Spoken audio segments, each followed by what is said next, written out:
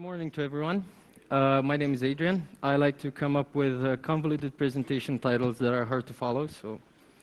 I'll be talking about how you can emulate Linux malware, like Sabina said, and this is my approach using something called the Unicorn Emulator Framework. If any of that is unknown to you, I'll try to explain as we go along, so I hope you'll enjoy the presentation. Like I said, I'm a security researcher. I work with Ixia's application and threat intelligence team. I work with sandboxing, phishing, look on the newest and coolest exploits, try to track them in our honeypots and stuff like that. And a lot of the work that we do relies on automating stuff. So this POC that I'll try to explain about is something that's aiming to automate as much of the malware analysis work that we do, up until one point. You can follow me on Twitter. We also have a blog that I sometimes blog on. And I'll try to keep the content short. Since this is a short presentation, I'll just come up with the how, the why, and show you some examples of how things work when trying to do this. So, if you're unfamiliar with malware packing, basically the idea is to wrap your malware that might get detected by antivirus products inside some sort of shady box. So you'd have the original malware binary. It's wrapped inside a separate executable that is going to unpack it, uncompress it, unencrypt it, and then execute it. And this all happens on runtime. When you execute the new binary, it's going to unpack the contents in memory and then execute the original. So you might be asking why someone would do that, since it just looks like adding complexity. Well, the reason is antivirus products and security products in general rely on signatures. They do different types of analysis, and one of these types is called static analysis. For example, looking for interesting strings inside a binary, looking for important functions, looking for anything that can be analyzed without executing the binary itself. In this case, this is a DDoS bot that I also showed last year, and these are some of its commands that you can see in clear text just by analyzing the binary, just by looking at it. When you pack the malware, you just get random strings. You can't find the original anymore, so that way you lose an indicator for the antivirus or anything to be able to detect. So there are many ways of doing packing. You can find off-the-shelf packers. You can find open source stuff. The common de facto tool right now with the Linux malware seems to be UPX. UPX is an open source tool. It has a nice decompression option that, but with some work, can easily be bypassed, hindering analysis. There are other off-the-shelf tools, open source, commercial, like VM Protect. We have unpacking tools for some. We have unpacking strategies for others. And you also have custom packers. Someone writing their own packer from scratch. Someone modifying an open source tool such as UPX. And unpacking these generally requires some sort of manual labor if you want to simply unpack without executing the binary, and you need someone who's pretty good at using a debugger, knows some knowledge of assembly, knows something of the internals of how binaries generally work.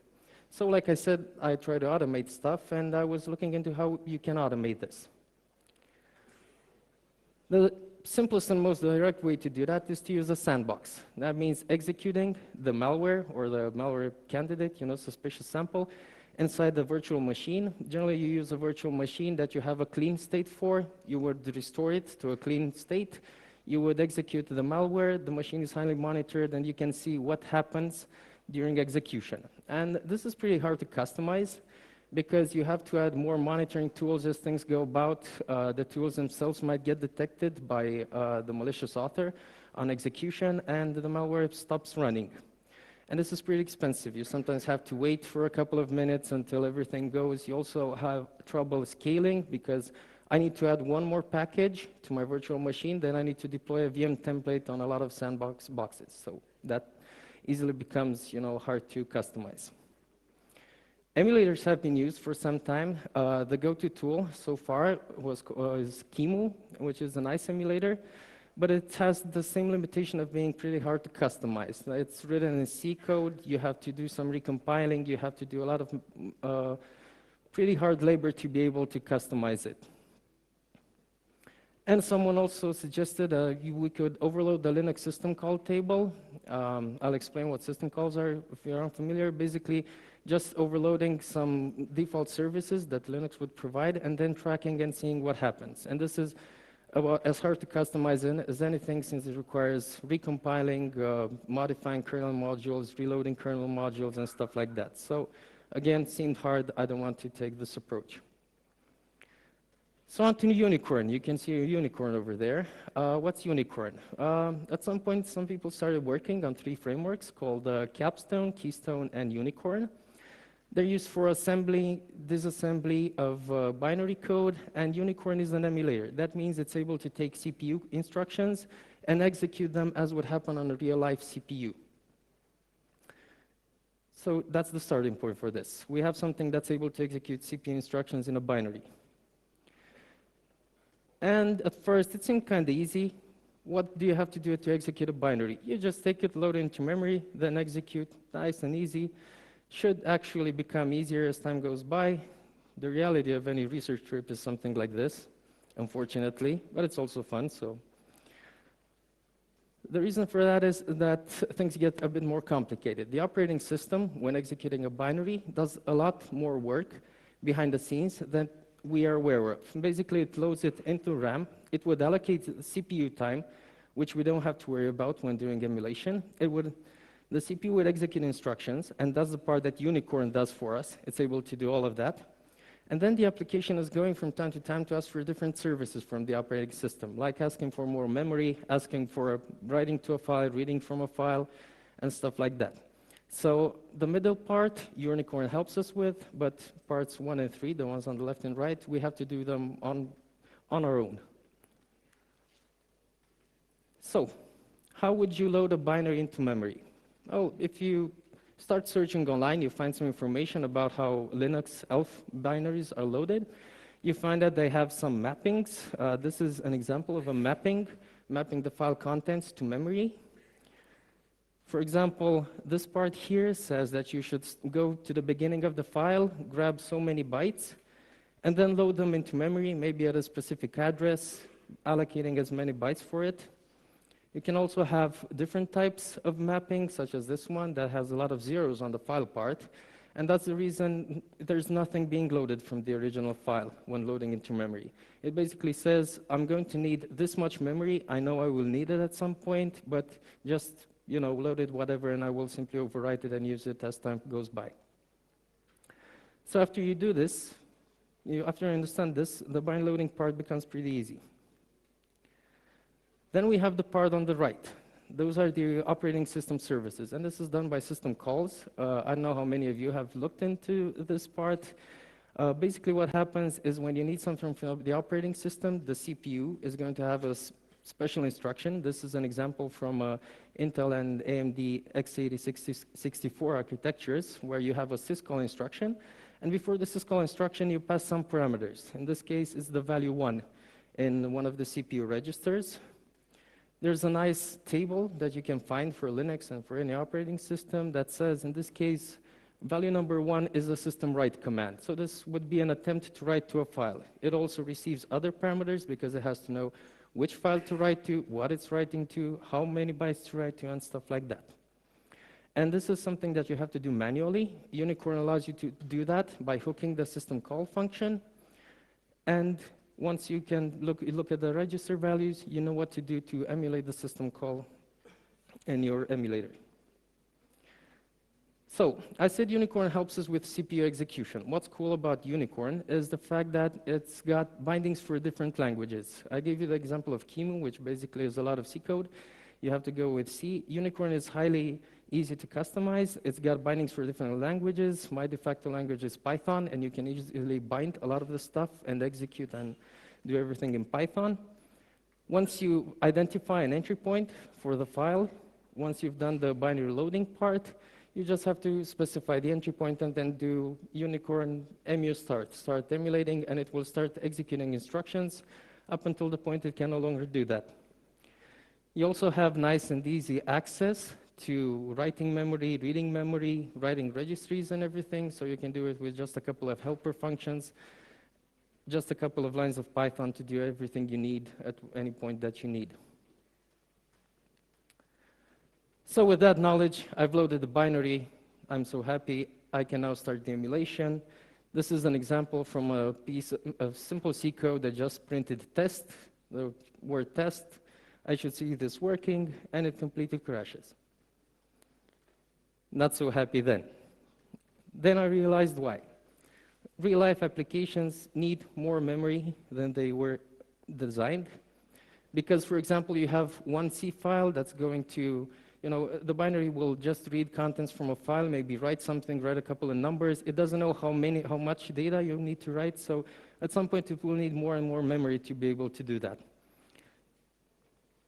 So of course, we have system calls for that. Like I said, the operating system ensures memory management and everything. There's mmap, there's break. Each of them gets used in different contexts. And you have to also emulate these. So these are about the basic system calls that you need to be able to handle for an unpacker. But once you have memory management, you also have to do some sort of memory manager thing, similar to what the operating system does. And this is where it might get a bit tricky, because you basically have to emulate the stuff that the Linux memory allocator does behind the scenes. That's not extremely well documented, but again, you can find some hints, some examples online, and with a bit of just basic arithmetic stuff seems to go along pretty well. So, like I said, I will run you through a couple of examples. First of all, UPX. I said UPX is the go-to tool right now for packing Linux binaries. It's used a lot for like IoT malware, for stuff like that, because it's got a pretty nice and low fingerprint, so it's not very operating system intensive, doesn't use too much CPU, doesn't use too much everything. It also reduces the size of binary, and it's nice and open source. You can easily take it, reuse it, maybe even customize it, change something inside to hinder an analyst's work. I also have 3 packers that I found on GitHub, basically. Well, I dug them up from a presentation that seemed pretty cool and interesting with the stuff that they do. I decided to give those a shot, because once you are able to handle a couple of packers, you should generally be able to handle about any type of packing that malware uses. You might run into some special cases, but normally you would have, when automating large-scale stuff, most of the things will just work.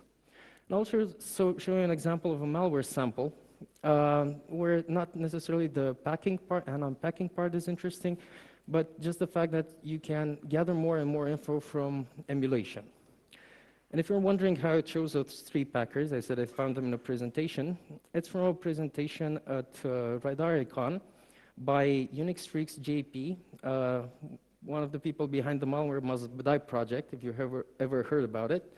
If not, basically, there's some people who have been tracking Linux binaries, Linux malware for a good number of years now. They know a lot of things about what attackers do and things like that, and at some point looked into how malware authors pack their malware and how you can actually get about to seeing what the executable does during your analysis. And on one of those slides, they just said, okay, so these are some cool packers I found online. And I said, okay, cool packers sound interesting. If I can unpack a cool binary, then I should be able to unpack everything, right? So, first example is UPX, but I've decided to make things a bit harder, because UPX, like I said, just has a decompression command that you can use. And there's a simple way to bypass that. Basically, at the beginning of a binary that's been packed by UPX, there's a header. The header contains the string UPX exclamation mark. If that marker gets ruined in any way, like substituted by 4 random bytes, ABC question mark in my example, the UPX will no longer be able to uncompress it. We'll give you a nicer message like this. I'm sorry, I can't unpack this because it seems to be corrupt. So that's what I did. I took a test file. In this case, it was the Linux ls binary. I packed it with UPX, and then, tested that it still worked, modified the header, again tested that it worked, and then tried emulating it. Do you think it worked? Nobody has any idea. Of course it worked, otherwise I wouldn't be here.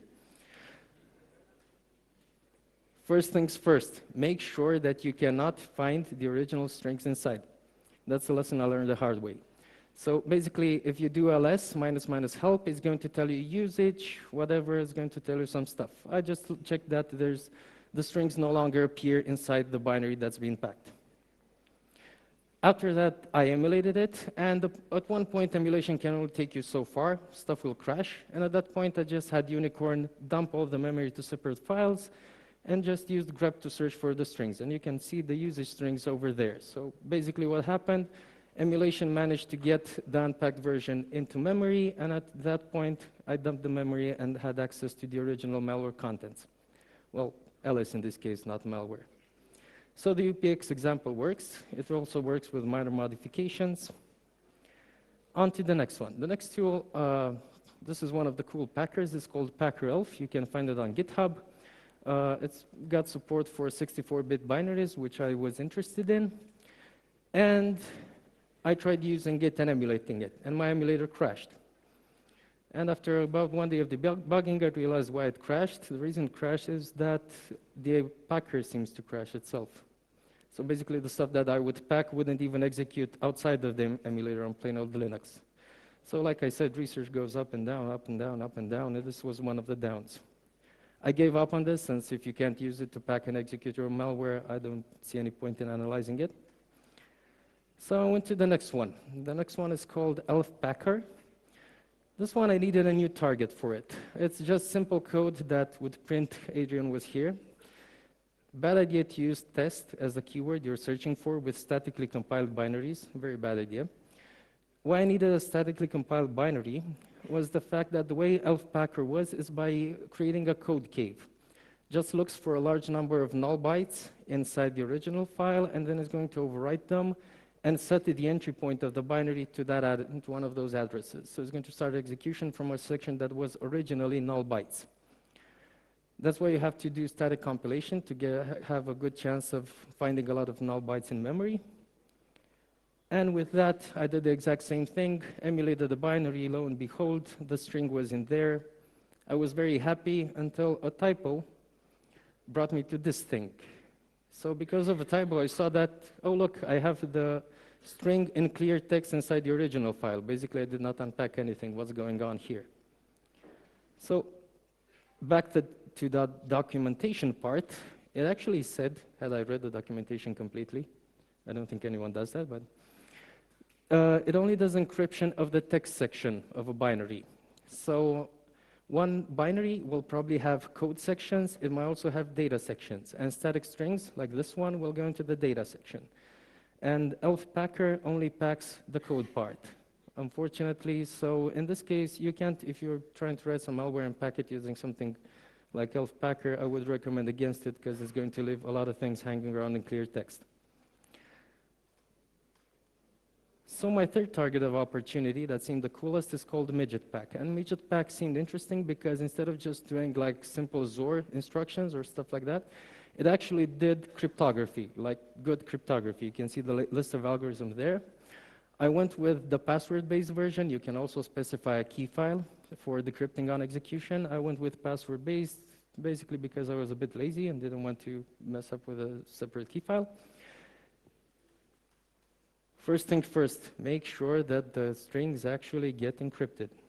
Okay, like I said, I learned that the hard way. Then went about doing the same thing, emulated a binary, dumped the memory, and the string appears in clear text. And if you might be wondering, okay, but this is cryptography. Cryptography generally moves about pretty slowly. You have a lot of CPU instructions being executed on and on and on. Some of them are pretty slow compared to others, like basic XOR. How fast does this work? Well, my first attempt needed an overnight run. Then I discovered I had actually used a nice debugging feature in Unicorn, which allows you to hook stuff onto every CPU instruction. And it was just incrementing a basic counter by one.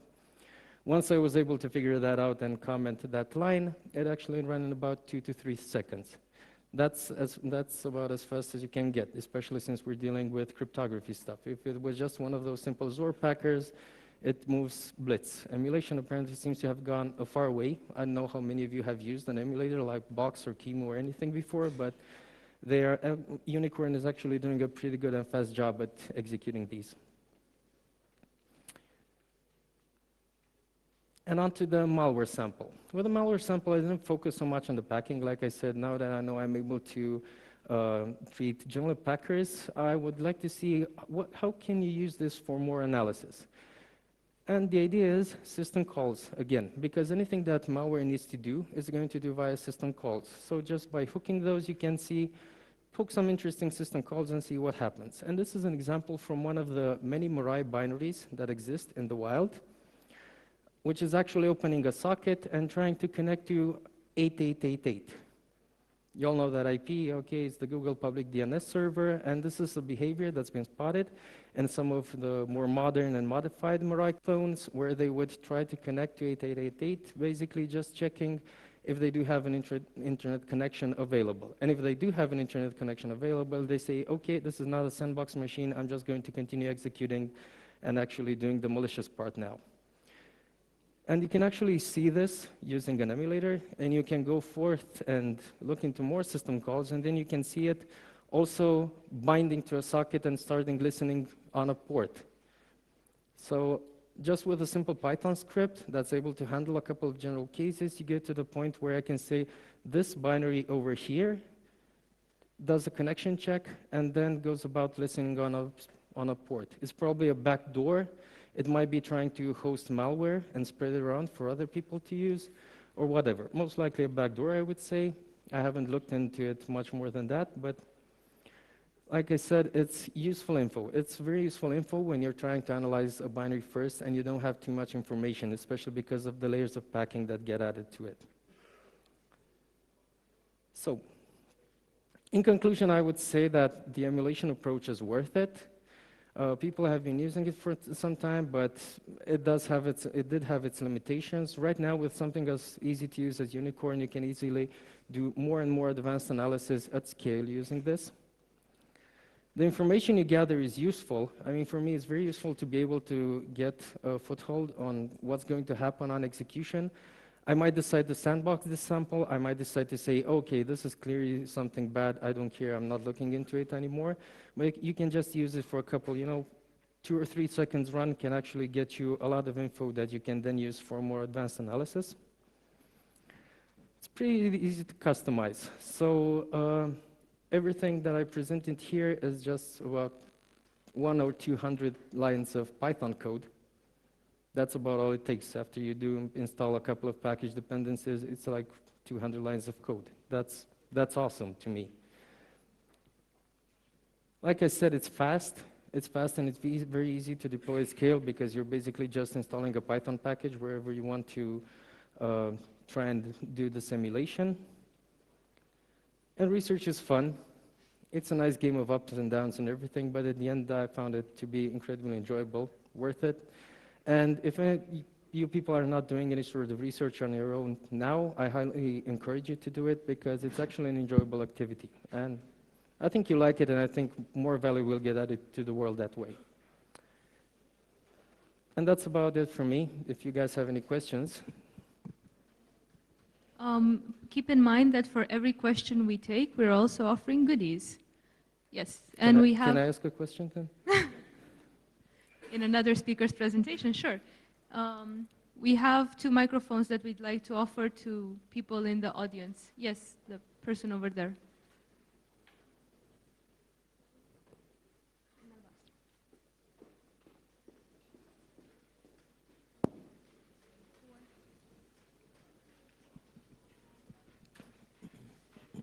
Hi. Is this on? Yeah. Yes. The Unicorn thing is actually a framework, and we can use it, or? Yeah, you can just download it off the internet. It's open source. It's on GitHub, right? Yeah, you can find it on GitHub. I think you can just do pip install Unicorn on any box. I think it's a bit more, I think I had to do some more work for Python 3 or something like that, but that's about it. And are you using it right now for production or stuff like that, or just we're not using it for production right now, so this is a POC. I only started some time ago. I did some work on it, but it's still in a POC phase. It's able to do quite a lot of things, more than I expected actually, but hopefully we'll be able to use it one day. Okay, I guess we can just Google it, right, and find it? You can Google Unicorn, yes, of course. Thank you. Results may vary. Yeah.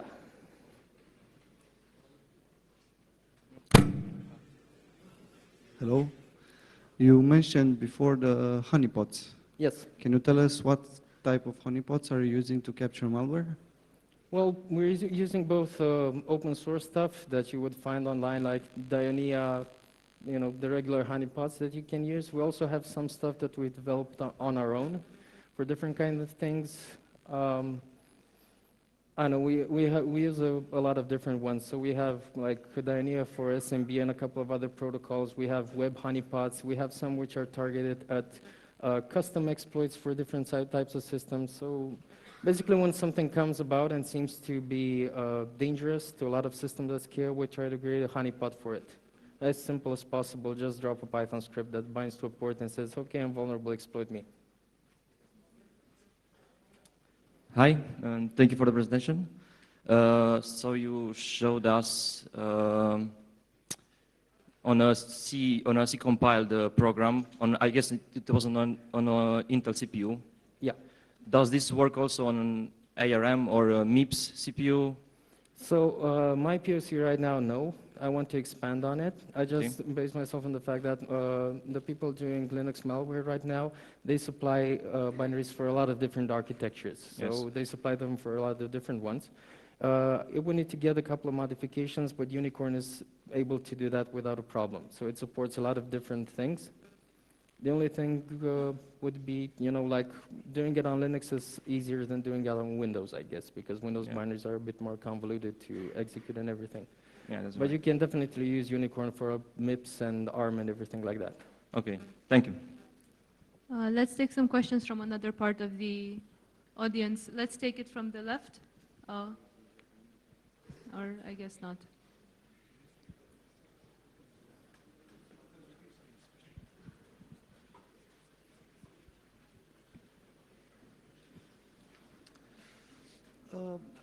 I was wondering if the time efficiency that you mentioned could be worth to be used in real-time file content analysis. I actually don't think so.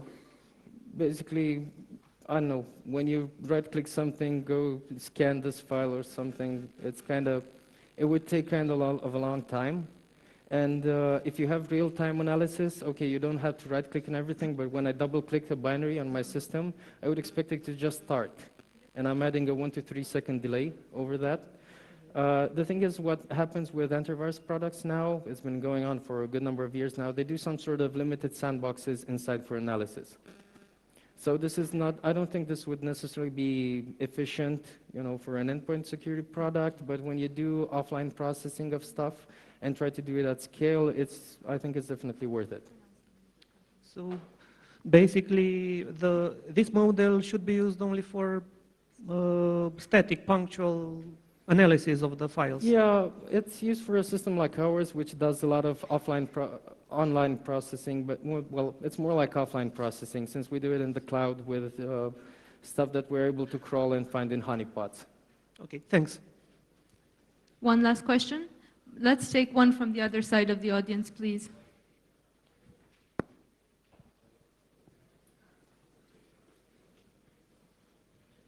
Hi. My question would be related to the fact that, okay, Unicorn Metasploit, any kind of free framework, it's adding a little specific pattern to the files, so also the signatures. So you basically run those malware instructions in memory. If you plan in the future to have a research on how to do it with files written on the hard drive, except the obvious version of encrypting it, if you plan to do some research on that. Well, not necessarily, because like I said, the stuff we work with most of the time is just stuff that we get and we send to our backend processing system. So basically, when we get something in a honeypot, we know it's likely, who is going to upload Windows Calculator when doing an RCE against a honeypot, right? It's most likely malware. We just try to find if it's malware, if it's interesting, how it behaves and stuff like that. Static analysis, we also do dynamic, and sometimes, like in this case, you need something that moves well in between. All right. Thank you, Adrian, for this awesome presentation. Thank you.